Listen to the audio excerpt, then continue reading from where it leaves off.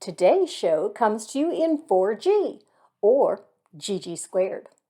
Yep, Gutsick Gibbon plus Godless Granny team up to finish the discussion on William Lane Craig's interview with Sean McDowell about his soon-to-be-released book, In Quest for the Historical Atom. In this interview, Craig drops the bombshell revelation that he rejects the historicity of all of Genesis 1 to 11. Craig softens the blow, or maybe makes it worse, I'm not really sure, by pointing out several other biblical scholars that agree with this view, and have for some time. They just put it in different terms. In part 1, I let Craig explain why the reverberations to theology from this realization can cause one to lose one's faith, although it did not for him. Rather, he has examined what Christianity must contain at a minimum, which, for him, is the resurrection, to be true. Craig's journey led him to conclude that the historical atom was most likely Homo Heidelbergensis. So, who better to discuss the science and historical ramifications of this claim than primatologist Erika Gutsick Gibbon? Let's have a chat.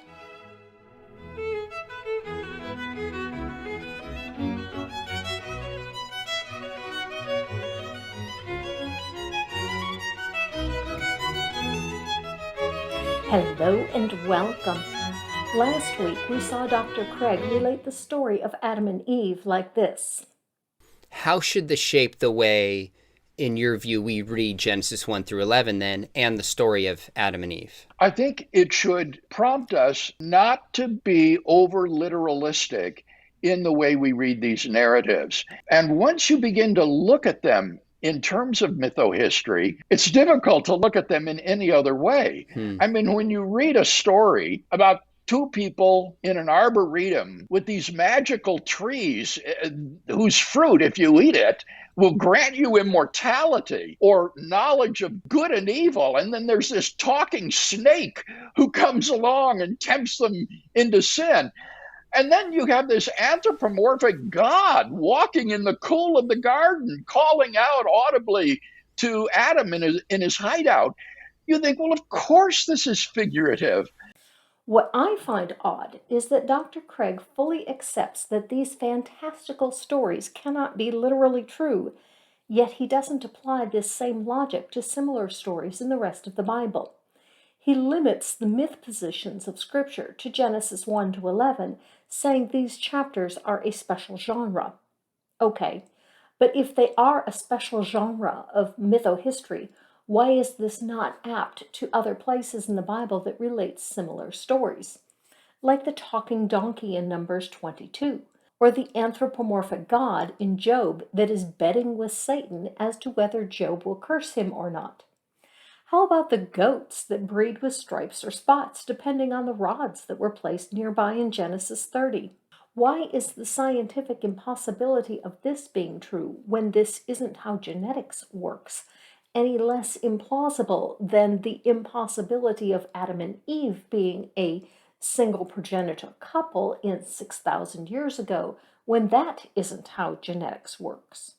How about the sun traveling backward 10 steps in 2 Kings 20 for Hezekiah as a sign to him that what was being told him was from God, and the similar claim that God stopped the sun for Joshua in Joshua 10 so that he would have time to finish his battle? These stories only make sense in a geocentric understanding of the solar system. In a heliocentric view, this would mean that God had to stop the rotation of the earth for a few hours for Joshua and reverse the rotation for Hezekiah. If either of these events had in fact happened, human life on earth would have ceased to exist. I had a believer recently argue to me that the possibility of this occurring had been confirmed recently by an earthquake in Japan that altered time and shifted the Earth's rotation. I looked up what he was talking about because, of course, he didn't bother to substantiate the claim, and I found this article. There was indeed a tremendous earthquake in Japan in 2011, the Fukushima quake at 9.0 on the Richter scale. The quake did indeed alter time by 1.8 microseconds. Tragically, 16,000 people died in this quake as well. As I pointed out to the believer, if 16,000 people died in a quake that altered time by just 1.8 microseconds, just imagine the loss of human life from altering the rotation of the earth to accommodate the end of a battle for a full day. Joshua 10:13, the sun stopped in the middle of the day and delayed going down for about a full day. Or the loss of life from the earth reversing its rotation for Hezekiah. These events are no less impossible than the idea of a talking snake or trees with magical fruit. Because even if we accept that a God could magically stop the earth, even a God couldn't stop all the repercussions of that event. And even if he could, would it not have been far easier to just wipe out the army that Joshua was fighting than altering all the laws of the universe for a day? How would that be any less of a display of God's power? Instead, we get a story from a heliocentric understanding of the world that isn't just highly unlikely, but it's incompatible with life continuing to exist on our planet. I would really like to know how Dr. Craig rationalizes belief in these stories, which are just as impossible, just as mythical, and just as problematic as the creation myth. Or the example in First Corinthians where Paul talks about this well that traveled along with the Israelites through the desert during their wilderness wanderings. In Jewish folklore, there was this well about the size of a beehive that kind of rolled along on the ground, and then every night it would stop and it would yield water for the Israelites to drink out of. And Paul refers to this legend and says, and that well was Christ. Now, are you going to say that that identification requires you to believe that this story about this traveling well is true? I don't know anybody who thinks that's true. I think Dr. Craig's incredulity is well placed, but it leaves me wondering why he finds the idea of a traveling well incredulous, but not the story of a pillar of cloud traveling along with the Israelites by day and a pillar of fire accompanying them at night, or the story of bread magically appearing every morning, or the story that on Fridays twice as much magical bread appears so that they can gather enough for the Sabbath and they don't have to work on the Sabbath. Eat it!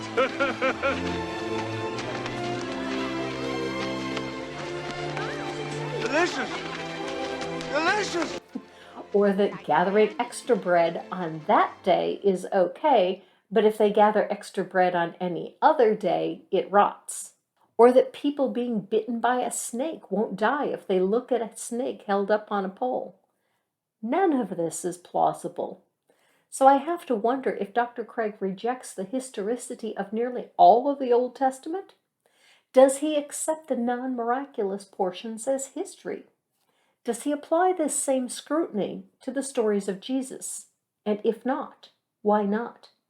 Why is there one level of skepticism that a rational person should hold to when examining some of the literature, but that same skepticism is forbidden when it comes to reading stories about Jesus? In some cases, it's not simply that we can't assume that it's historical because it's cited by a New Testament author, but in some cases, the stories, again, are so fantastic that I think we can say, no, this is plausibly not historical. So what about Jesus, Dr. Craig? Virgin birth? Plausible? Not historical? Killing all the babies in Nazareth, age 2 and under, despite there being no historical account of this? Plausibly not historical? Healing the man possessed of a legion of demons? Plausibly not historical? The resurrection? Plausibly not historical? Why not? Because, as you said earlier, if the resurrection is false, Christianity is doomed. That is fatal blow. Is there any other reason to accept this implausible story and not the others? This is where I have an issue with more progressive Christians that don't accept the parts of the Bible that can't be true. Yes, it makes sense to reject these. But on what basis do you accept as true the other parts of the Bible? Once you get rid of inerrancy, I don't see how you can hold to inspiration. Why would an omniscient God inspire falsehood in his book, as Craig himself said? Then you have to say that the Bible teaches falsehoods. And that is going to require you to revise your doctrine of inspiration in such a way that inspiration is consistent with the teaching of error. If you go to, well, I just hold to the parts that I find credible, I find that an honest faith, but it's also a faith that you made up for yourself. If Christianity is each person picking what he, she, they choose to declare, and those portions are true, then Christianity is no longer a unified faith in a central figure. Instead, it's a collection of people that each have different ideas about faith, and they're all worshiping together, but they're worshiping their own ideas. Come to think of it, that really is what Christianity is, isn't it? If who Jesus is, or was, if he was, is so unknown to us, can anyone really say that they worship Jesus? Or do they worship their idea of Jesus? Dr. William Lane Craig went on this journey, from what I gather from this interview, at least in part, to reconcile what parts of Genesis must be true with what is found in reality. He specifically discusses the study of genetics, proving that a historical Eve would have to have lived roughly 200,000 years ago. He concludes that there could have been a single couple as progenitors of all of the human race, and he believes that that couple were Homo Heidelbergensis. Who better to answer the questions about whether or not this is possible than primatologist Erika Gutsick Gibbon? Hello, Erika. Thank you so much for coming and helping me out with this one. It is great to have us in 4G. I know Godless it. Granny. Yeah, Godless Granny and Gutsick Gibbon, the 4Gs. For real, I love it. It's very fun for me when we're corresponding to be like, oh, GG, because some people call me GG, and I'm like, I'm doing the Uno reverse card, and put it on you. So it's that G alliteration, Mhm. That's what gets them. I am so happy to have you because this video where Sean McDowell interviews William Lane Craig, they deal with a lot of theology and the theology of, did we need a single person to be the gateway for sin entering the world? And William Lane Craig concludes that, yeah, we really did. It doesn't have to be a literal Adam, but it had to be somebody. And for that reason, he goes on the quest of finding a historical basis for being able to say that this is plausible. And so I'm going to bring the interview up, and we're going to look at Sean's question that sets up William Lane Craig's response to that. There's certain ideas of common descent and certain ideas of dating that could be consistent with an evolutionary model. Your point is, regardless of whether you personally embrace that or not, you're simply saying, given your biblical commitments, let's assume the deliverances of modern science and see if they can be wed together in a plausible fashion. Is that fair? That's exactly correct. And my contention is that even given the full-blown theory of evolution of the human species, there's no incompatibility with my biblical commitment to universal human pair or progenitors. All right, so let's unpack your approach a little bit in light of modern science. And obviously the question you're asking is, when did humans begin? And then let's see if that's consistent with a biblical model as you understand it. That raises the question, what does it even mean to be human? So what's your understanding of what a human being is? Well, paradigmatically, we understand what it is to be human by ourselves. We look at ourselves, we know that we are human, and so we know what a paradigm of humanity looks like, somebody like ourselves. So there needs to be a certain anatomical similarity to us. That would mean that hominids in the past that didn't have adequate brain size, for example, would not be human. But mere anatomical similarity is not enough. What you want to look for would be those cognitive capacities that would be indicative of full human behavior. Okay. And here there is quite a consensus among scientists as to what kind of behaviors those would be. I cite a pair of anthropologists, Alison Brooks and Sally McBrearty, who explained that the indicators of modern cognitive human behavior would be things like planning for the future, symbolic use of materials to represent non-physical realities, advances in technology and inventiveness. And what McBrearty and Brooks then do is look for what they call certain archaeological signatures that are indicative of these modern cognitive behaviors. So far, so good? So far, so good. I mean, you want to do, about my criticisms? Sure. Well,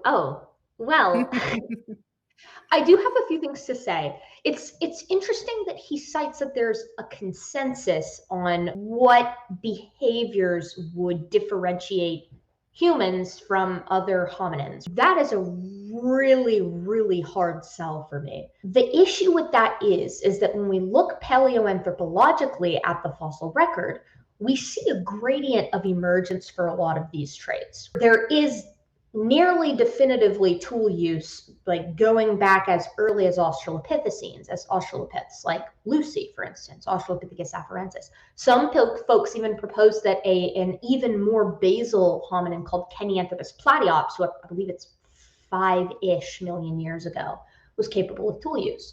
Okay, so is tool use what makes us human? Well, perhaps not, because chimps use tools today, capuchins use tools today.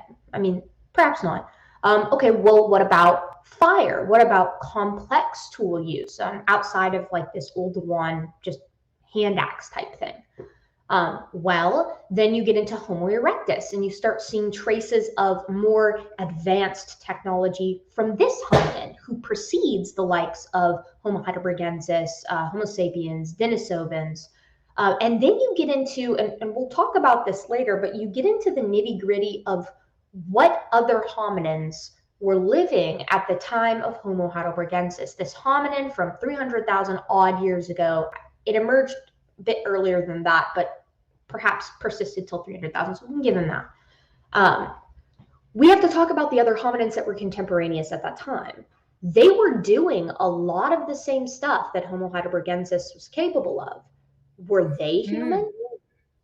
I don't know. I mean, in anthropology, we consider human a gradient, right? What makes us human is a tough question, and it's been a tough question since we found the first hominins in East Africa, Australopithecus afarensis, and then down south, Raymond Dart's tongue child, and Australopithecus africanus. But we see, again, we thought we were man the tool user, and then, of course, chimps use tools, like I said previously. So the question lies, how do you draw a line when it's a color gradient? How do you decide where human ends and this primitive creature, this primitive creature ends and humans begin when it's a gradient?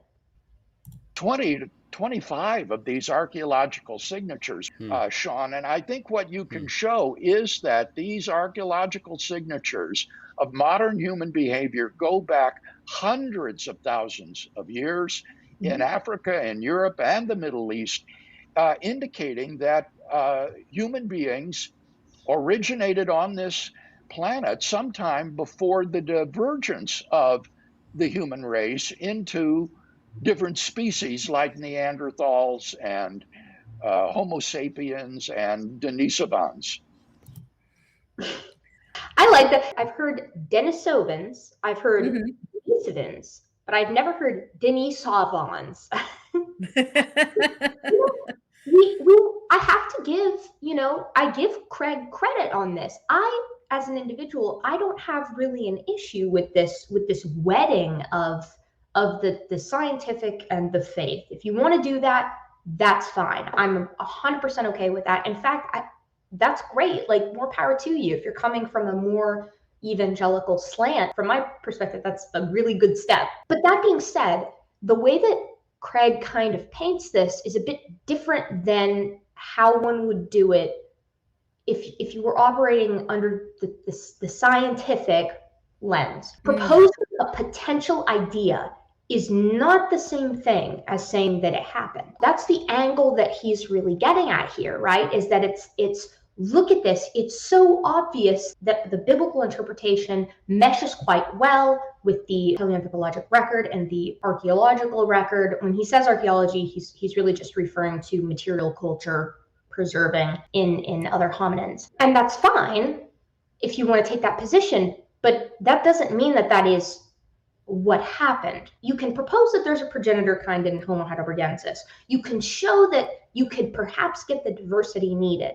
That is a different animal entirely than saying that that's how things hashed out. And in science, hypotheses are often not entirely implausible in and of themselves. I mean, a classic example that people give is bird evolution, right? Flight, the evolution of flight.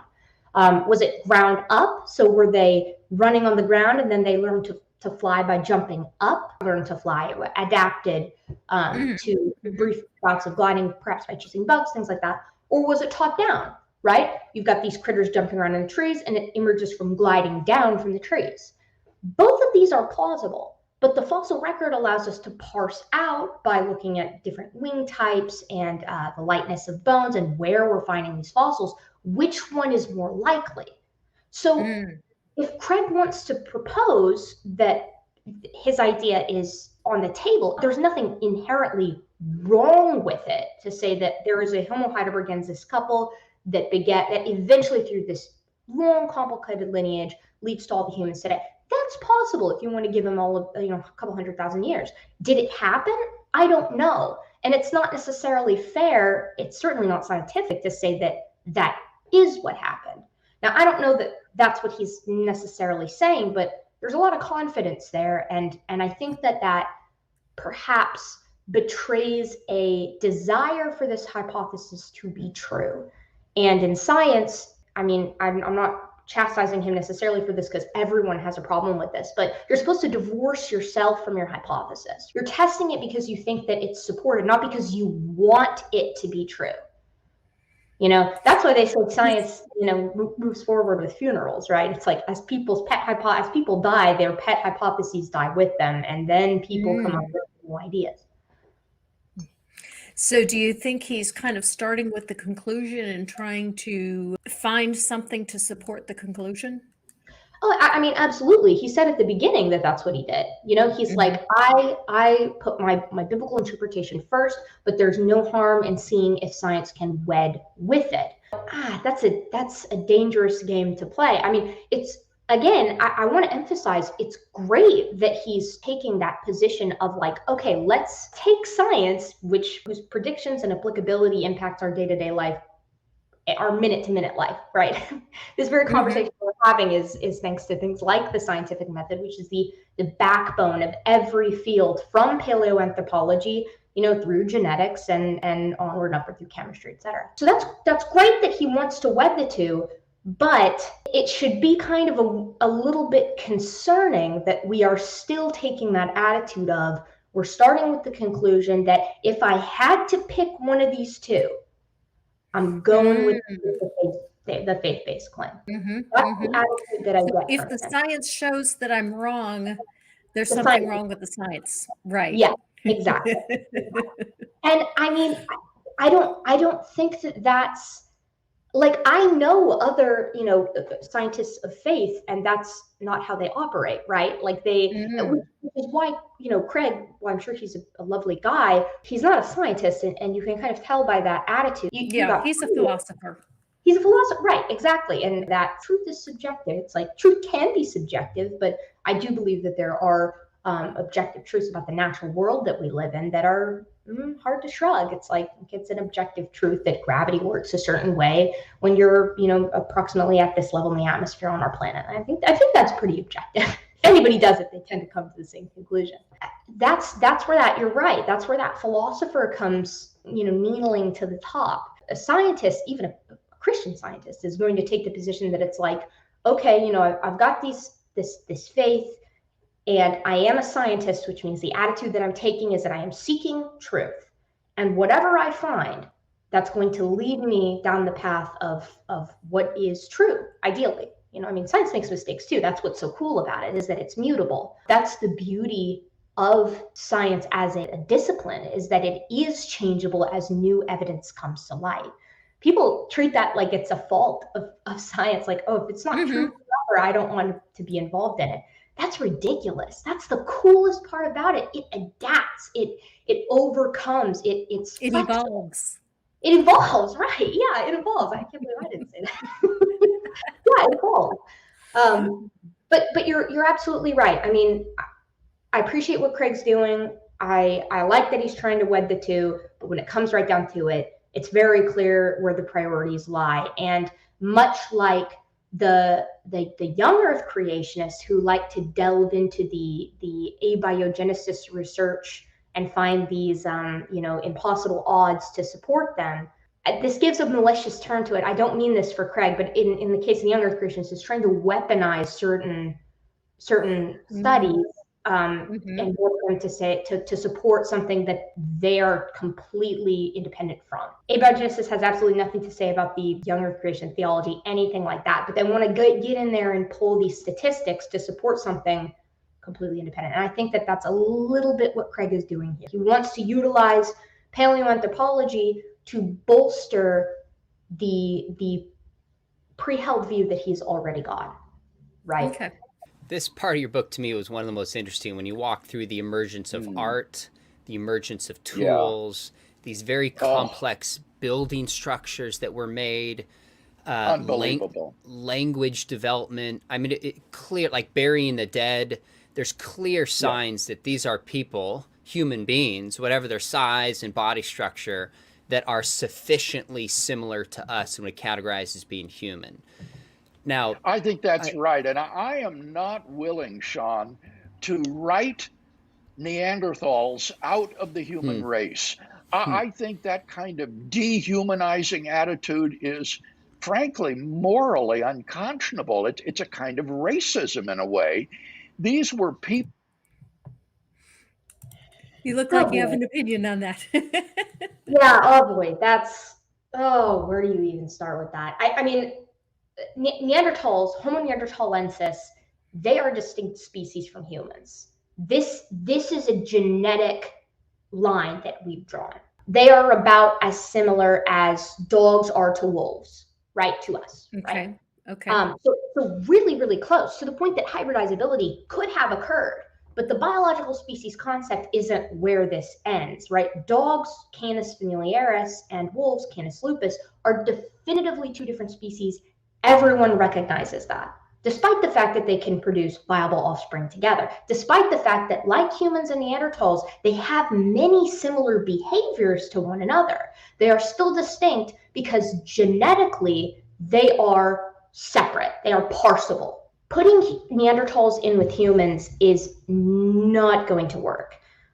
For one, it's not going to work because humans and Neanderthals are sister species to one another. Whichever species beget the populations that would eventually become these two, whether it is something like Homo heidelbergensis or a ghost species that's a bit earlier than that, is yet to be seen. But putting them as the same species now, and here's the weird thing with these philosopher types, like, you don't know when he says human being, does he mean anatomically modern or archaic Homo sapiens, or does he mean human being as this vague behavioral category? Right? It's like, if you want to classify human as something that has a large brain to body size ratio, walks upright, uses specific tools, utilizes fire, whatever, you can do that. Be my guest. But those are all behavioral categories, behavioral traits. And we don't use behaviors in phylogenetics, and we certainly don't use them in classic Linnaean taxonomy either. It's all morphology. And whether you categorize Neanderthals by morphology or genetics, they land as a separate sister species to humans. Now, they are certainly very sophisticated animals, just like we are. They used a litany of unique technologies. They used things like ropes. They could utilize different kinds of weaponry. They managed to eke out a living in one of the hardest places to live in the world, up in the north of Europe, and with no fur. So they're doing it with skins and things like that. They like are Siberia. Yeah, like up in Siberia, Eurasia, Europe, the northern parts of Asia. I mean, we know they shared fire with, not shared fire literally, but like shared a hearth with Denisovans for a while. There are hybridizations between those two species as well. But Denisovans fall in the same category. They are unique to humans and Neanderthals genetically. And what little material we have of them paleontologically is also unique. So you run into this issue where it's like, okay, if you want to categorize it by behavior, fine, but that's not really empirical, particularly because we can't see them doing the things that they're doing now. It's quite possible that they did these things in totally unique ways. You can't really categorize species by behavior. No one really does it. Then you got genetics and you got morphology, and both of those land them as a separate species. They're intelligent, they're fascinating, they are very much like us, but are they Homo sapiens? If we're going to go by the standard that we classify every other organism on the face of the planet, no, they are not. And this is the consensus in the paleoanthropological community, that Neanderthals are a unique species to humans. Also, the fact that we're talking about language in the fossil record, that is not going to fly. Like, we have no idea which ones of these hominins were capable of speech. There is no root for saying something like that. We know Neanderthals had FOXP2, so were they capable of language? Maybe. They had the software for it, right? Is FOXP2 a gene? Yeah, so FOXP2 is a gene that is thought to be necessary for structuring sentences, language, symbolic speech, things like that. And of the extants, only humans have it, right? We are the only extant ape that has this gene. Neanderthals have it too, though. So the question is, could they speak? Well, we also have their hyoid bones, and we've done some experiments with their hyoids. And if they could speak, it was a very different physical kind of speech than what we do today. It would have been more high pitched. Their larynx is, I think it's more triangular shaped than ours is, right? Based on the hyoid and the structures in the cervical vertebra. So it would have been different. Does that mean they couldn't speak? No, they might have spoke. They might have had like a complex language very similar to ours, but we can't say that. Anthropologists aren't going to come forward, primatologists aren't going to come forward, evolutionary biologists aren't going to come forward and say something that you can't show to be the case. You can say maybe, but that's as far as you can go until we, find, I don't know, a frozen Neanderthal and can literally go and see what they were doing, right? I mean, so I don't know. They're not being very careful with defining their terms here, in my opinion. What is a human being? How is that different from a species? It's when you're playing around with these words, it gets real slippery, in my opinion. So I mean, we got to be clear here, and I don't think they're being clear. When would you scientifically place the first human being sufficiently like us, which would help us know on your model where to place Adam and Eve, roughly? It would be somewhere between 1 million and 750,000 years ago. Now, that's a broad range, but sure. it does narrow down very considerably the candidates for who Adam and Eve might have been. I think the best candidate is Homo Heidelbergensis, or Heidelberg man. And this is the thing that I primarily wanted you to discuss. What do you think of that theory? It's kind of like what I said earlier. Like, if you want to make that step, if you want to say two Homo heidelbergensis individuals contemporaneous with one another, that's a huge stretch, first of all. The work that's been done, the mitochondrial and Y chromosomal work that's been done, does have our mitochondrial Eve and our Y chromosomal Adam, so to speak, living 200,000, I believe, maybe more like 20,000. Forgive me, I don't remember the exact number. A significant period of time apart from one another. Now, they are geologically speaking, like in the same time, right? I mean, but geologically speaking is a different game than, I mean, human lifespans, especially back then. I mean, you're not cresting 100 years, not all. So it's like they're not going to be living at that same time. At least in my opinion, there is nothing that points to that, like an era. Could they have? Maybe. Can we show that to be the case? I don't think so. Not currently. It gets even tougher when you go back 700,000 to a million years ago. I mean, we don't have any DNA from that late. That is, or from that long ago. We just don't have it. I mean, it would be lovely if we could get a Homo heidelbergensis genome, right? Or even just a little sample from one of them that went too far north or something like that. But we don't have it. So it seems really odd to me. I think he's going for plausible here. I think he's going for, could we do it? Could we make it work? Maybe. But at the same time, what you're doing then is you're saying you have Homo heidelbergensis and you're presuming that heidelbergensis is going to be the progenitor species of not just Homo sapiens, but also Neanderthals and also Denisovans. We don't know that Homo heidelbergensis beget Neanderthals and Denisovans as well. That's the working idea, is that it was Heidelbergensis or someone very similar to them, something very similar to them. But we can't show that to be the case. You know, this isn't about creating a lineage that goes straight, right? It's this change of gradient, traits changing over time. But then you get into something that's even more weird, which is the contemporaneity of other hominins that are living up to 1 million years ago. I mean, you've got some weird hominins wandering around at that time period. I want to say we got, let me double check here. Paranthropus, I think it's robustus that I want to see here. Yeah, you've got Paranthropus robustus, this Australopithecine, a robust Australopithecine wandering around until 870,000 years ago. Is this thing human? It's got a brain case that could get up to 700 cc's. That's like half.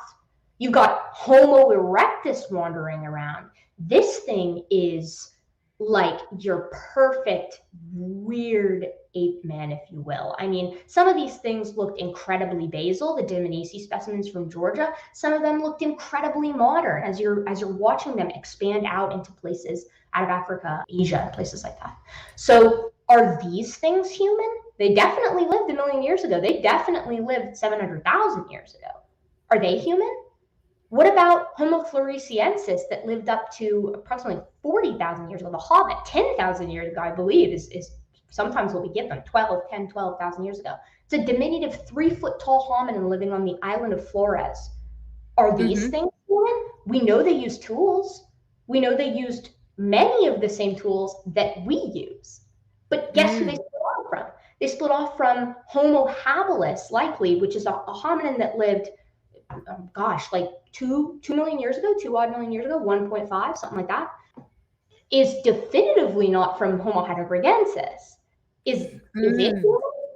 Is Homo naledi human 200,000 years ago even? This ape-armed, diminutive-brained, but totally modern, not totally, I mean, fairly modern enough like to be in Homo. From the waist down, this very basal hominin living in South Africa, and Rising Star Cave is where we find them. Is naledi human? This is the problem with Craig's model here. He wants to define humans as being this organism that has this suite of behavioral characteristics coming from Homo heidelbergensis. Cool. How does that fit with the other hominins that lived prior to Homo heidelbergensis, upliving with it and even past it, doing a lot of the same stuff?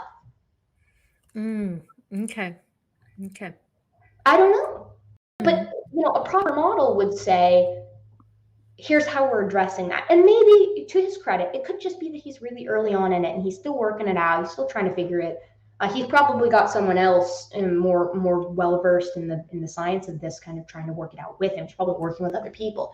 Maybe they haven't gotten to it yet. but it's definitely something that you have to tackle if you're trying to merge these two ideas. If it were me and I was taking this position, if you're talking about things like sin entering the world, like why don't you just take it a little bit more supernatural and just be like, well, when sin entered the world, they got all of them, you know?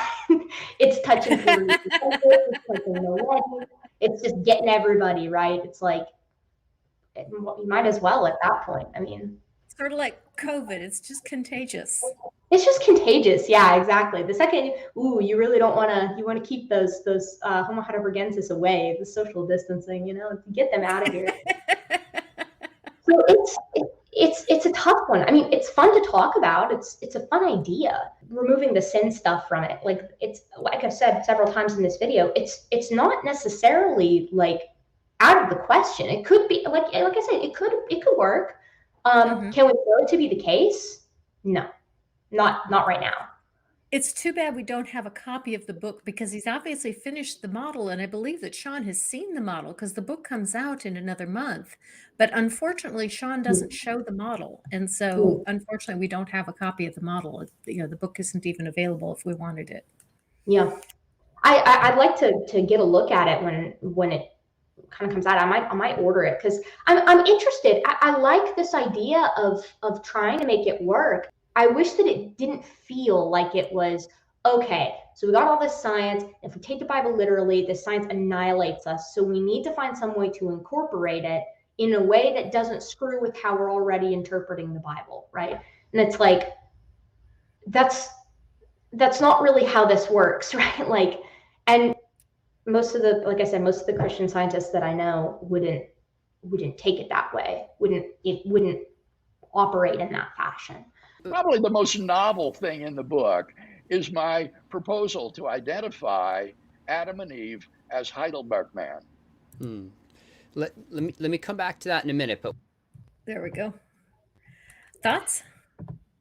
It's really kind of fun, honestly. Like, you look at the look on his face and he's like, you know what? He's like, we're just going to go for it. He's like, Adam and Eve, they are Homo Heidelbergensis, and that's just what I think. And it's like, okay, like, more power to you, William. I mean, you got to do you. It's just, you know, when it's one of those things that it's a really nice hypothesis from a distance. And then when you start going up to it, you're kind of like, okay, it feels very just so. That's a good way of putting it. Like, it feels very just so. This is the danger, by the way, that anybody who studies paleoanthropology, or history for that matter, anytime you're going into the past, you have to avoid creating these just so stories that seem like they work and you like them if they're not supported by the data. Know what you can say and know what you can't say. One of the big challenges that I've heard consistently against a historical pair is that the scientific evidence shows that human beings could not have gone back to less than, typically it's stated, a group of 10,000 individuals. Why Yes. do you disagree with that? That calculation made by Dennis Venema and others was based upon interpreting human beings to be restricted to Homo sapiens. And you could not get an original pair of Homo sapiens in the recent enough past to be able to explain the genetic diversification of our contemporary population.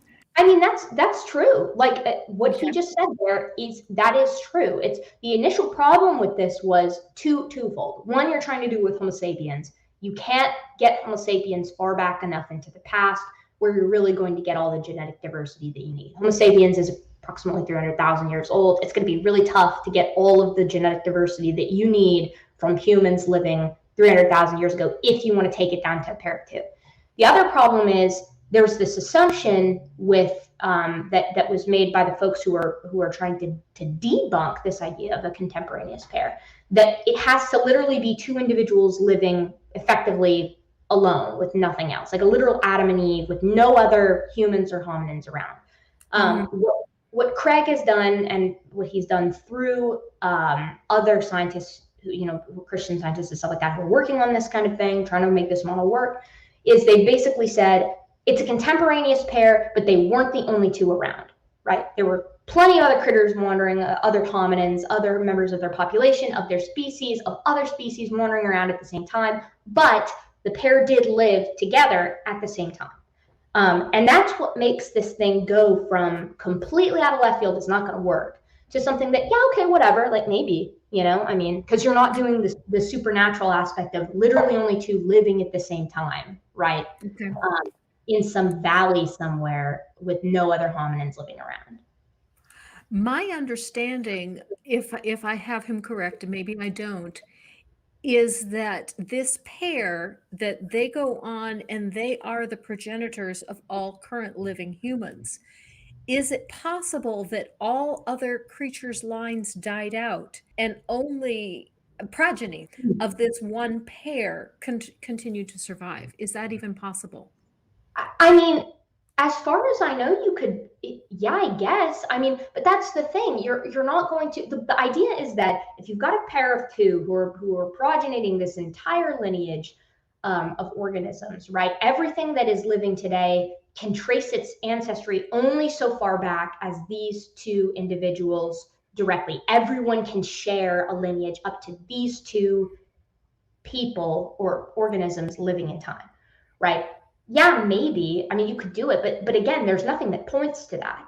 You're basically tracing back to two people, and then all of their progeny are still intermingling with other critters, right? They're not interbreeding with each other. They're still interbreeding with other populations. It's just you share that ancient couple. All humans today share that ancient couple all the way back in time. You could make it work, but no one would propose it. That would be like saying, hey, did you know all birds today share two ancient theropod ancestors that lived in the Cretaceous? Or I guess it would be more like the Jurassic or the Triassic. It just so happens that they can all trace their lineage back to those specific two bird-like theropods living in the jungles of Africa during that time period, separating Pangea. Maybe, but what points to that? Is it possible? I guess. I mean, it's kind of fantasy, you know what I mean? Like it's basically saying, okay, well, since we could get enough genetic diversity and we can't show that that's another issue with it. As far as I know, that's unfalsifiable. If you're going as far back as Heidelbergensis, I don't know how you would go back and falsify that, right? I suppose it would be falsifiable if we could get DNA that went back even further. Yeah, I mean, potentially. And then, it could be falsifiable too, the more details you add, right? This idea that all humans could go back to Heidelbergensis, yeah, maybe.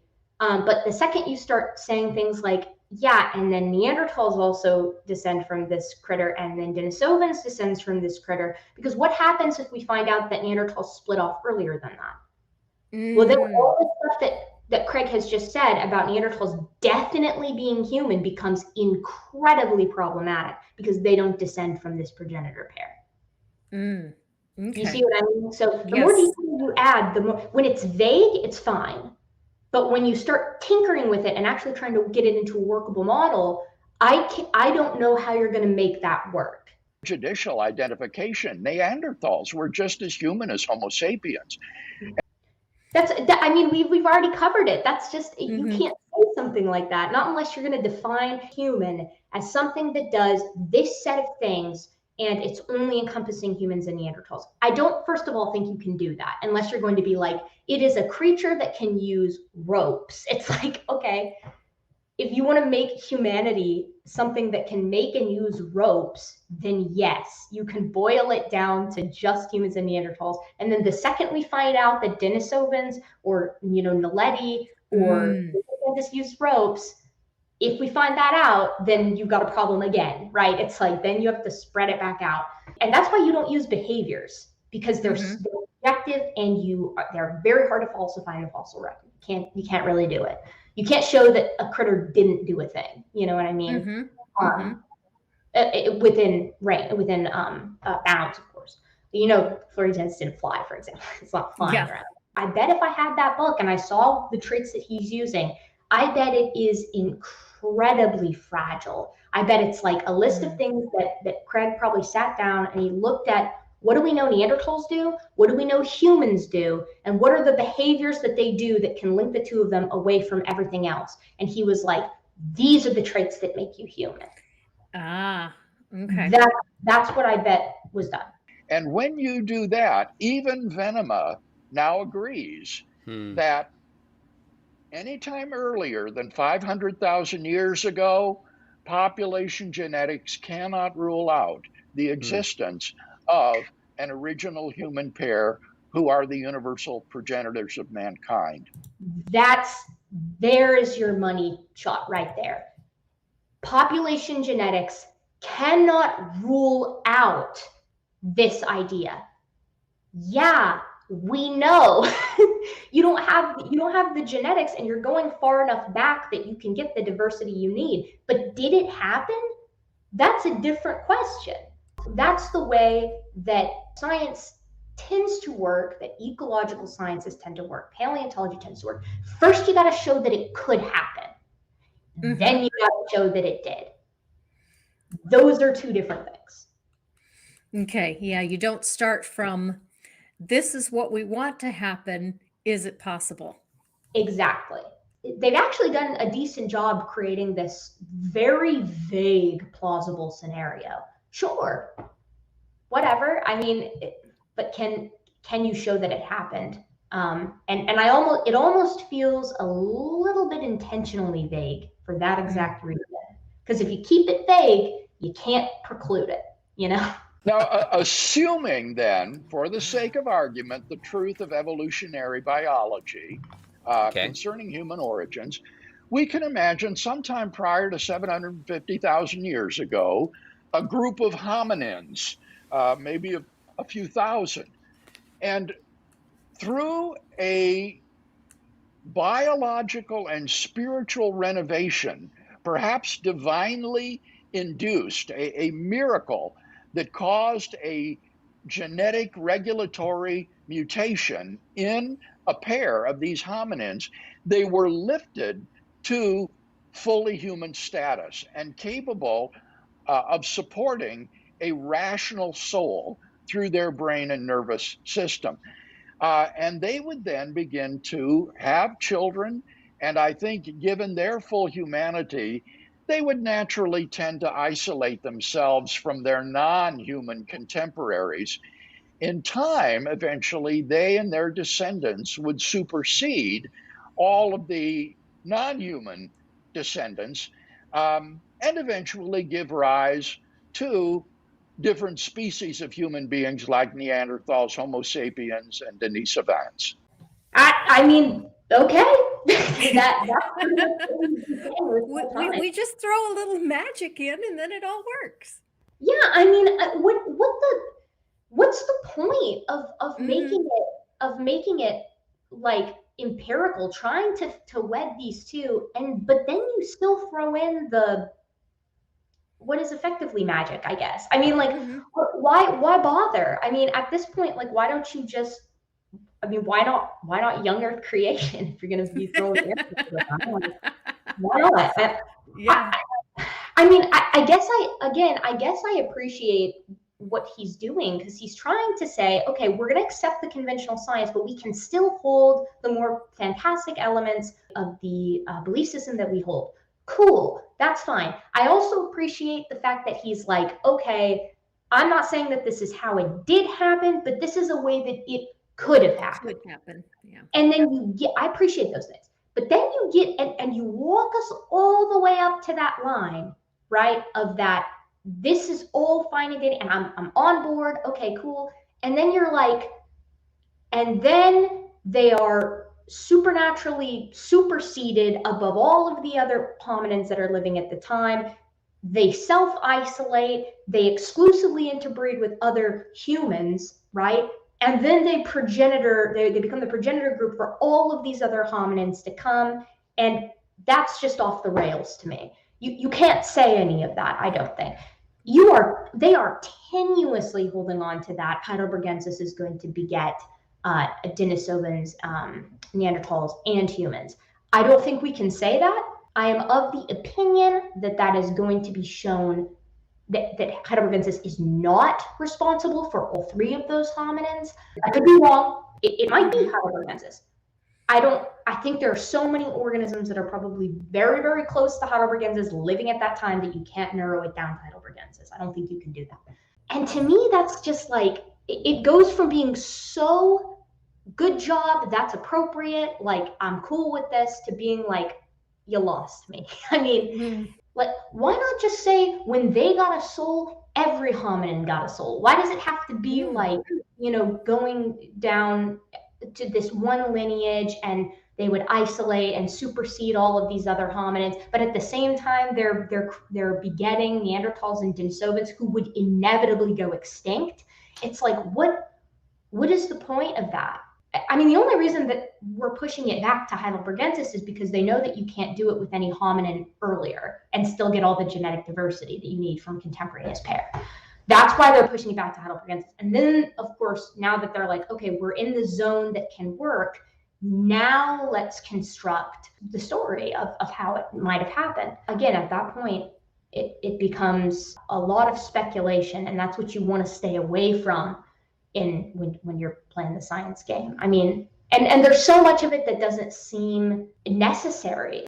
It just seems too complicated to me. It's like, just say that you've got Homo heidelbergensis so you can get all the genetic diversity you need, and then God said these two are going to be the progenitor pair. They're the first two to have this, aha, self-awakening a la 2001: A Space Odyssey, right? It's like, oh my gosh, like we've clicked. We're more sapient than anything else. And then that, like, through since it's magic anyways, it radiates out onto everybody else, and everybody's sapient and everybody has a soul. And then you don't have to do this convoluted, deal where it's like, it has to be a literal lineage. Well, Erika, thank you. I really appreciate your time. I appreciate your help. And, thank you for coming to us in 4G. 4G. And live your life. Yeah, will do.